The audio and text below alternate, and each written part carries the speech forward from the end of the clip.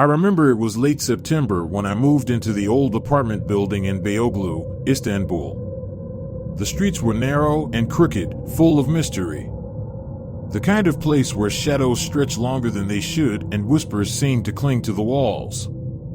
I needed something cheap, and this place fit the bill. The landlord was a quiet man with thin lips and cold eyes, his skin pale like he hadn't seen the sun in years. He handed me the keys without a word and left, disappearing into the fog that had gathered that evening. The building was old, really old. The kind of age you feel when you step inside and the air seems heavier, like time itself settled there. The apartment, though small, was oddly comfortable at first.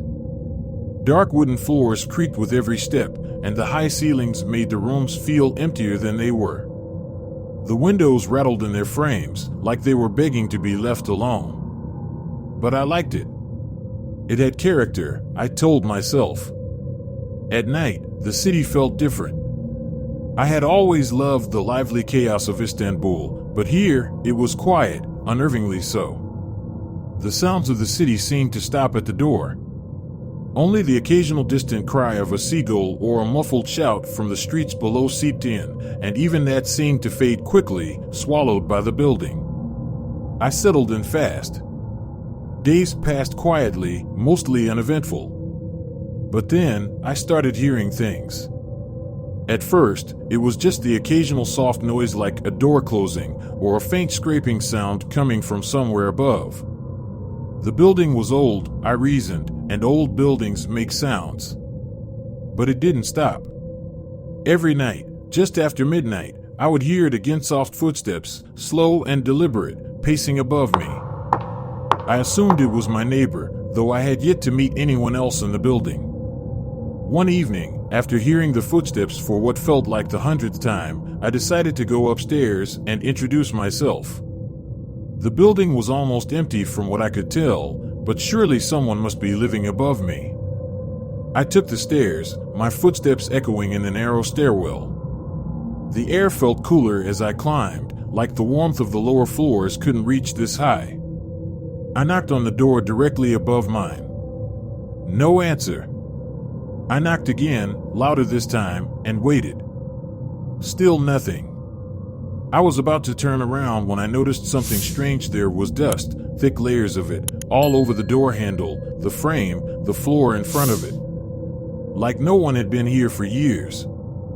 Yet, every night, I heard those footsteps.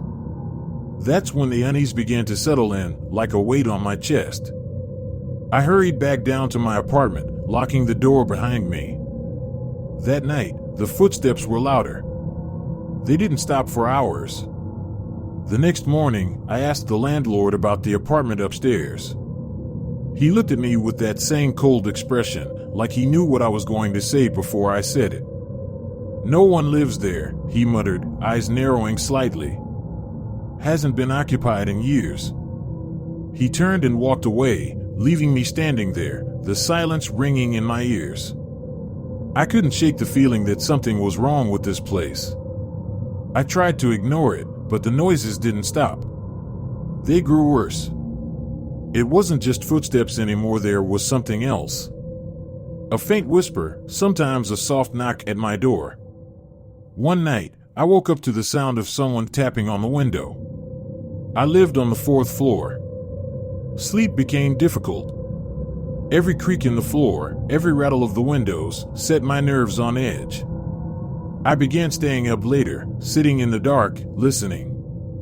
I would hear the footsteps above me, pacing slowly, endlessly. Sometimes they would stop, and for a moment, the silence would be worse than the noise. A week later, I was woken up by something far worse.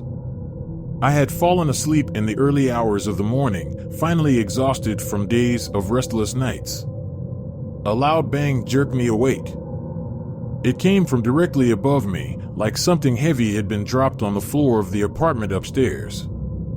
I sat up, heart racing, listening. The footsteps started again, but this time, they weren't slow and deliberate.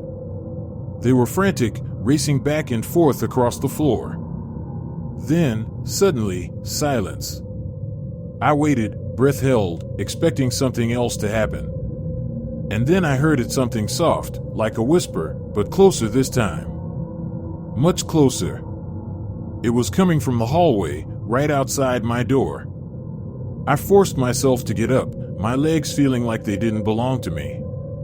I walked to the door, pressing my ear against the cold wood. For a moment, there was nothing, just the sound of my own breathing. Then, a knock. A slow, deliberate knock, right on the other side of the door. I don't know why I opened it. Curiosity? Fear? Maybe a part of me wanted to prove that there was nothing there, that I was imagining things.